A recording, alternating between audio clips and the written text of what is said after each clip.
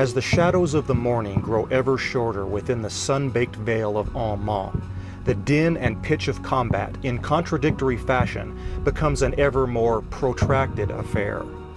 For both the Americans and their interloping German counterparts, the 20 minutes of activity since first contact has done little to dictate the course of battle, or to provide any evidentiary indication as to its eventual outcome. The only common ground? The mounting casualties from their combined force of will. For the two opposing commanders, the time has come to adapt and react to a less than fluid situation. The time is 10:40 hours.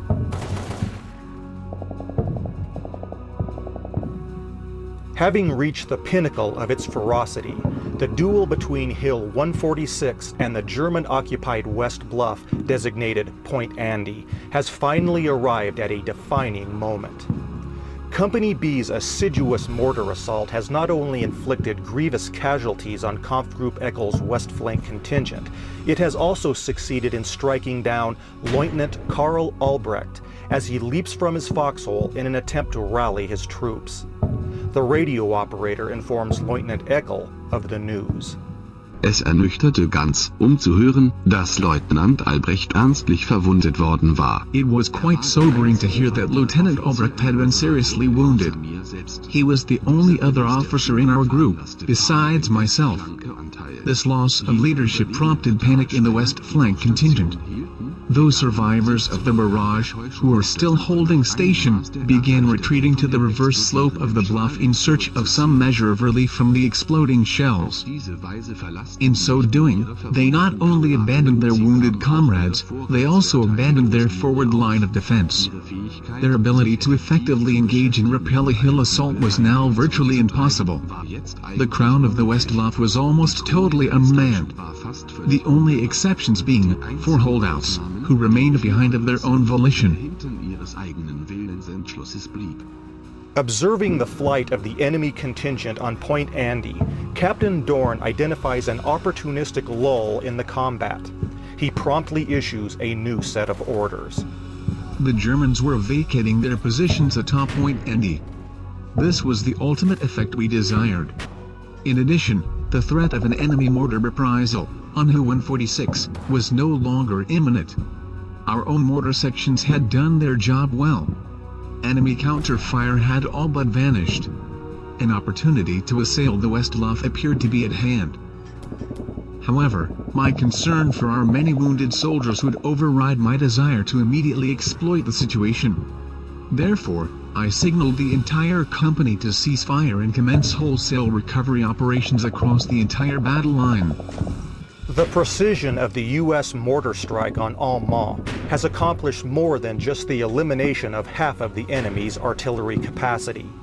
It has had the added benefit of spooking the stragglers into self-preservation. The ammunition bearers abandon their mortar stock within the rear echelon buildings in order to seek renewed cover elsewhere.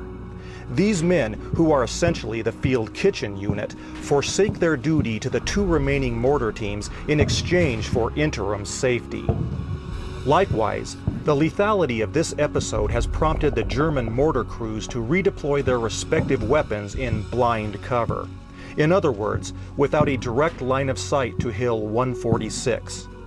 For these men, locating an effective firing position whereby they won't suffer the same fate as their colleagues is proving difficult.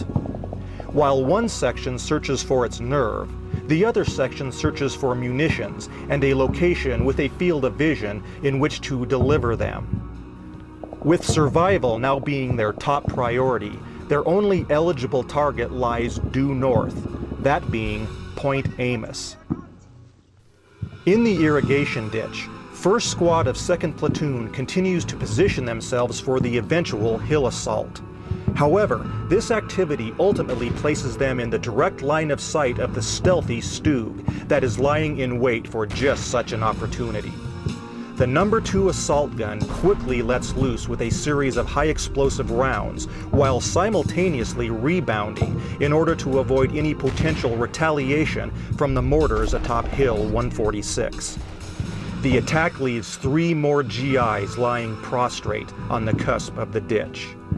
With this, 2nd Platoon's casualty count increases to 8 men, yet their objective is still many meters away across open ground. Exhausted and vulnerable, 1st Squad is helpless to render any aid to their stricken squad mates. Frustrated by this occurrence, the lone machine gun still active atop Hill 146 singles out Spitzer's Stug and proceeds to unleash a series of bursts from extreme range. Intended for the exposed crew, the train of bullets ricochet off the metal hull, producing a single spent round that wounds the loader. Though superficial, this incident prompts Spitzer to be more tentative with his future encroachments. With a relative pause in the action now in effect, the most significant development within the Veil is beginning to unfold atop Point Andy. A lone German soldier, armed with a simple bolt-action carbine, begins firing onto Hill 146. Noticeably incensed, this member of the 4 holdouts deliberately snipes American medics as they attempt to render aid to fallen soldiers. He completely ignores the fact that he is targeting non-combatants. Nearby, a corporal frantically works to save the life of the incapacitated Lieutenant Albrecht. Understanding that his efforts are in vain, he shouts a flurry of Germanic profanities at the GIs. American reaction to the sniping of their medics is equally furious. Several GIs return fire onto the bluff in support of their valiant, unarmed colleagues. Alas, the range is too great for iron sight rifles to be point accurate. As yet victimless, this event will nevertheless have a profound effect on the future course of the battle. Critically low on ammunition, the MG-34 gunner senses an opportunity to retrieve the much-needed ammo canister left behind in the foxholes. He departs the cover of the right flank building and redeploys his weapon behind the stone wall outside. If need be, this position will be his last stand in defense of the mission. Elsewhere, beyond the Veil on Route D54, another significant event is being set in motion. A lone jeep arrives, laden with 2 teams of expert sharpshooters. When it became evident that we were dealing with an entrenched force of significant size, I radioed battalion for assistance. To my surprise, they sent us the 2 best marksmen in the entire regiment. The pair were nicknamed Butch and Sundance. This was a reflection of their being best pals since basic training and quite the gunslingers. Butch joined us on Hill 146. Sundance was assigned Point Amos. If nothing else, their presence would instill fear in the enemy. Snipers tend to have just that effect. At this same time, the 2 Stugs reinitiate their pre-planned bounding maneuver and roll forward once again. With the American contingent atop Point Amos concealed behind the crest, Spitzer is well aware that his chances of scoring a direct hit are slim at best. He therefore elects to engage in a potentially more effective tactic, that being tree bursts. The combined effect of shrapnel with wood splinters can be doubly lethal on infantry. Acting upon this, he fires a blind salvo of 3 shells into the tree line. Each round detonates in turn within the mass of branches. Unfortunately for Sundance, he and his jeep are in the wrong place at the wrong time. A random detonation eliminates the sharpshooter and his driver as they arrive on scene. The spotter is severely wounded but escapes. As for 3rd Platoon, their only casualty is yet another victim of sonic compression. Back to the east, events continue to escalate between Hill 146 and Point Andy. Obwohl ich leichtes Geschützfeuer zum Westen entdecken konnte, Although I could detect light gunfire to the west, I was unaware of the actual circumstances regarding the activity of the 4 holdouts, until informed by radio. Unable to save Albrecht, two of the men turned their rifles on non-combatants. Their targets were medical personnel, possibly even a holy man, rendering last rites. Whatever the case, such behavior is unacceptable, even in war. I was ashamed for them, and feared the repercussions their act might bring. It wasn't until later that I discovered who these men really were. You know the type. Thugs. Fanatics. Party members. Unbeknownst to these fanatics, they are about to reap the whirlwind of their own actions. Butch and his spotter are now on site and establishing position. I must say one thing. The bravery of the medics was commendable. They were exposed to direct gunfire, yet went about their business of saving lives as cool as cucumbers. I was amazed and equally proud that these men were 1st Infantry. My hope was that the sniper team could activate in time to save them from serious harm. Sandwiched beneath this tragedy in the irrigation ditch, 3rd Squad of 2nd Platoon once again redeploys east of the wood footbridge in order to cover their left flank from a potential German counterattack. While more brave medics go about their risky business, the platoon as a whole takes a much-deserved breather. As a result of 2nd Platoon's hesitance, as well as their reluctance to attempt rescue of the recent casualties, the No. 2 Stug is left without any exposed infantry to deal with. Therefore, they once again reverse course and retrace their tracks back to the fringes of the sunken vale to await their next opportunity to strike. A temporary hush now settles over the battlefield as the medics atop Hill 146 conclude their recovery activity and slip back into cover, unharmed.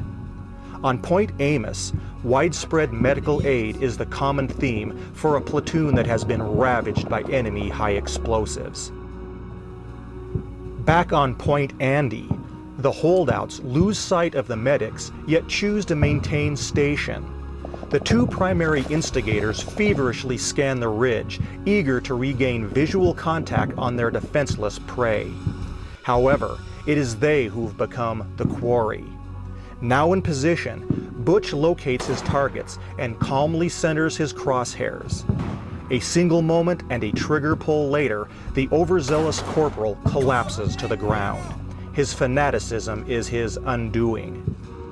The shot having missed him by mere inches, the ringleader looks upon the motionless body of his rabid comrade and abruptly drops to the ground, cowering in fear. For Butch, a measure of justice is done. However, the other headhunter remains at large. Incorporated into a sequence of events lasting only minutes, the incongruencies of war and the contrasts between right and wrong and good and evil reveal themselves on the battlefield of Albeit. Crawling to the side of his wounded comrade, the fanatical ringleader rises to his knees in clear view of Butch and his Springfield rifle. However, this time the sharpshooter holds fire. The German presents his back to the battle line and proceeds to render aid to the fallen corporal. For Butch and the men of Company B, honor and chivalry still live, despite all. Holding station in the irrigation ditch, it is the men of 2nd Platoon who have come to embody the very nature of the battle. A testament to risk, sacrifice, duty, mission, valor, and vigilance. While they rest and await Captain Dorn's next command, these haggard soldiers peer across the vale at a deceptively quiet hamlet. For them, the Battle of Albeit is nothing more than a microcosm of the war itself, a clash that has yet to see its last examples of tragedy or of heroism.